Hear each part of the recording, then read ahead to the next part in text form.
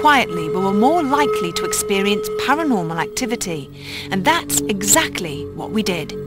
Derek, Carl the producer and Richard Felix sat in the living room and waited.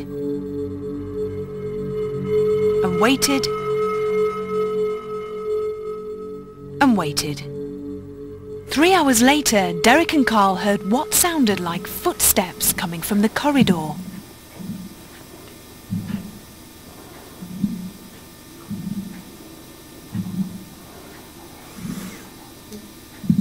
Is that central heating there, making that noise? I heard that rattling noise going, yeah. There was a sequence, wasn't it? Bum, bum, bum, Yeah, bum. it's almost either rattling or...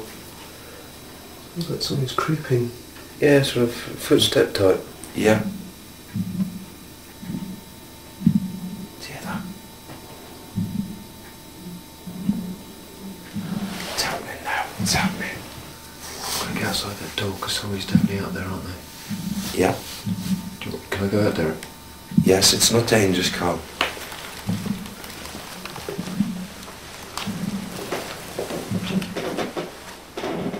Standing in that doorway.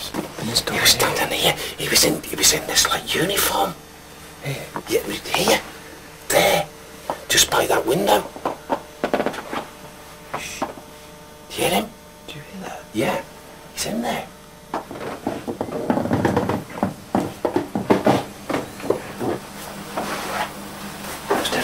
Wasn't it? Yes. Loads of times. We were just sitting in the other room being very quiet. Yeah. We heard a noise which sounded like footsteps, rapping, but it was thud, thud, thud. Hopefully we caught that on camera. Yes. Sound. Yeah.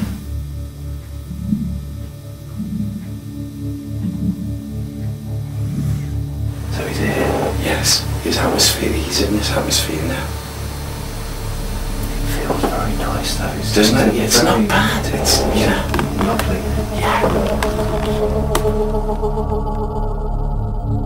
After 3 hours of desperately trying to will anything to happen, the crew's enthusiasm was starting to wane.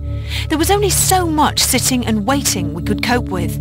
I decided that now would be a good time to sneak off and investigate the house on my own. Motion detectors were set up along the upstairs corridor, and locked-off night vision cameras were positioned in various rooms, in hopes that we might catch something paranormal on camera. My heart is racing. I don't know where to go first. I'm actually very nervous. I'm doing this for everybody out there who is fed up of me running and screaming, so this is for all of you lot out there, okay? I know you think I'm a wimp. Where shall I go first? Well, maybe we'll try this room here that the door is opening and shutting continually.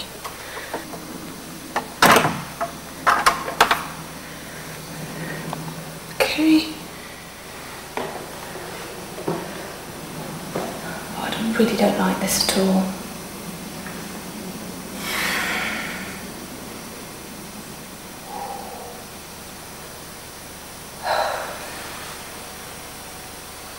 One thing with this house is it's really, really, really quiet.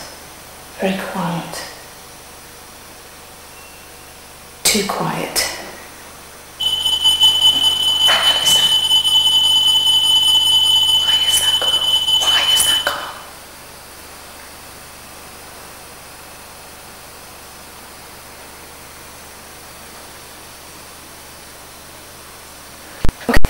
We're okay. It's an okay room. I don't feel funny, I'm just very hot. There's a fireplace here.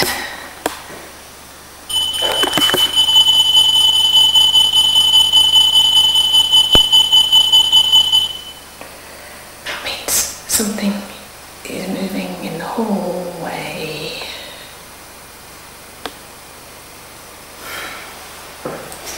Gotta go and look at it. Gotta go and look at it.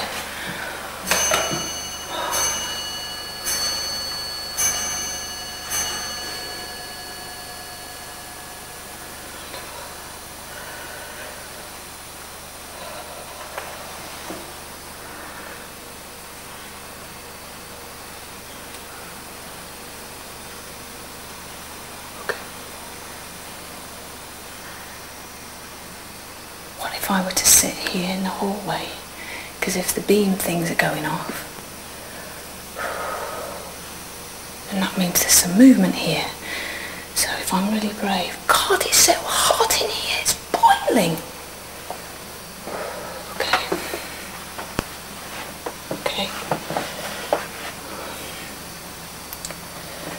Okay, if I sit here then for a little bit,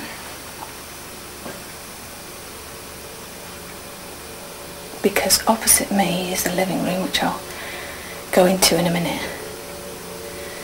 This is the corridor upstairs where things have been seen and felt. And this is also the corridor where Derek and Carl heard that noise.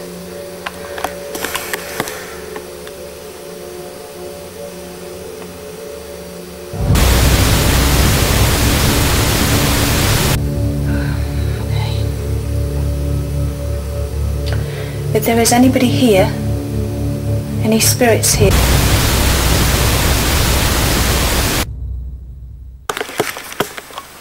okay, well, what's just happened is it's really, really weird. All the cameras that we've been using have been fully charged. They've each had like 270 odd minutes on the battery. 2 of the cameras have been totally drained. Something just moved behind me. Something just made a noise behind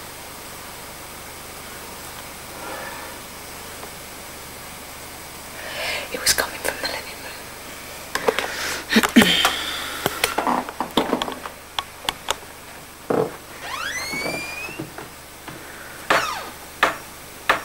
Can't see anything or feel anything here. No, nothing here.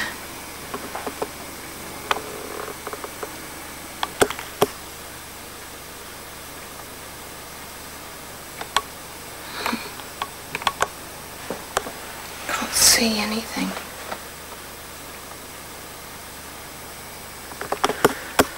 Okay, this is going to sound really peculiar, but it's like I'm suddenly getting chills on my back. It's like I feel like there's something up here in the corridor with me. Cold blasts of air. It's really hot, and yet cold blasts of air are coming down it.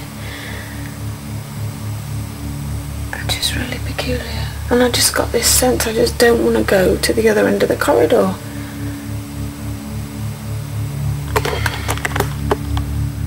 The night's investigation was quiet.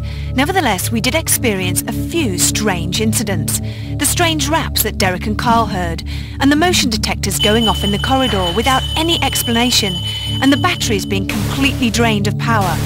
But best of all was a completely separate piece of evidence that was linked with Fred and not the house. During one of our breaks, Derek was feeling the presence of a woman who seemed to enjoy Fred's company. Well, I got just the head and shoulders, and I saw the hair, and I felt as if the hair was a light colour, then I seemed to get a lighter tone, and as it was developing, lighter and lighter, and I said these words, it reminds me a little bit of the way Marilyn Monroe, I said that tonight, Monroe, and the look, and I couldn't get no more other than Ruth. My club, Ruth Ellis, the last woman that was hung, used to work. But people have seen a blonde woman walk through fire exit doors that are closed in the club. We're ground floor.